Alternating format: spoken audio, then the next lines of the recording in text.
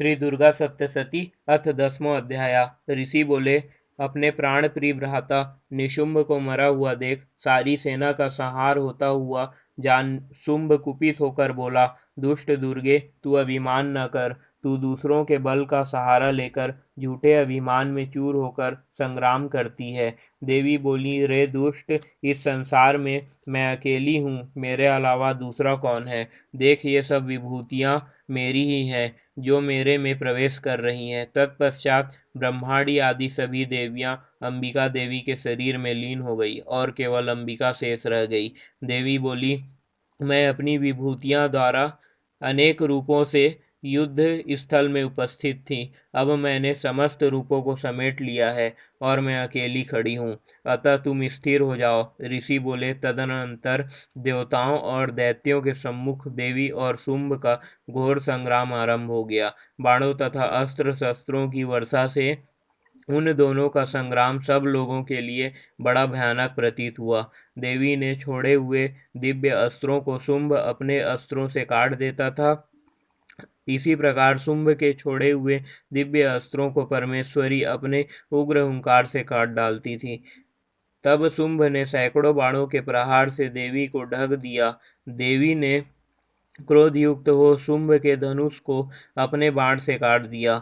धनुष के कटते ही शुंभ ने हाथ में शक्ति को उठाया तो देवी ने अपने चक्र से उसके हाथ में स्थित शक्ति को काट दिया।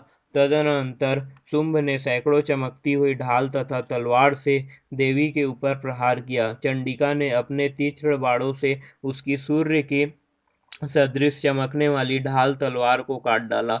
जब शुंभ के घोड़े और सारथी मारे गए तथा धनुष टूट गया तो वह घोर मुदगर लेकर अंबिका को मारने दौड़ा। फिर देवी ने उस मुदगर को भी अपने तेज बाण से काट दिया। तब इस असुर ने बड़े वेग से देवी के वक्ष स्थल में एक मुष्टि प्रहार किया तो देवी ने भी उसके वक्ष स्थल में एक घूंसा मारा। तब घूंसा खाकर शुंभ भूमि में गिर पड़ा और तत्काल ही खड़ा हो गया। फिर उसने उछलकर देवी को पकड़ आकाश में ले जाकर चंडिका के साथ संग्राम किया।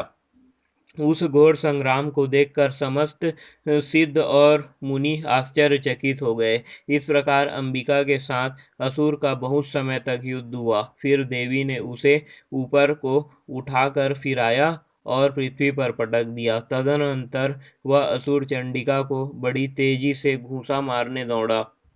अब उसको अपनी तरफ आते देख देवी ने शूल से उसकी छाती को छेद कर उसे पृथ्वी पर गिरा दिया। वह देवी के शूल से घायल होकर मर गया। उसके पृथ्वी पर गिरने से समुद्र, द्वीप, पहाड़ तथा संपूर्ण पृथ्वी कांप गई। उस दुष्ट असुर के मरते ही सारा विश्व प्रसन्न हो गया और आकाश निर्मल हो गया। जो पहले अनिष्ट सूचक मेघ और उल्कापात होते थे वे सभी शांत हो गए। नदियां भी ठीक मार्ग से बहने लगी।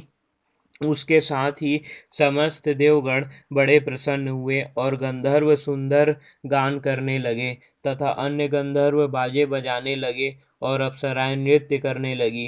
निर्मल वायु बहने लगी और सूर्य की प्रभा उत्तम हो गई। यज्ञादिकों की अग्नियां जो शांत हो गई थी वह प्रज्वलित हो गई तथा संपूर्ण दिशाओं के भयंकर शब्द शांत हो गए। इति श्री मार्कंडे पुराण के देवी महात्म्य में शुंभ वध नामक 10वां अध्याय समाप्त। जय मां आदिशक्ति मां दुर्गा माता जी की जय।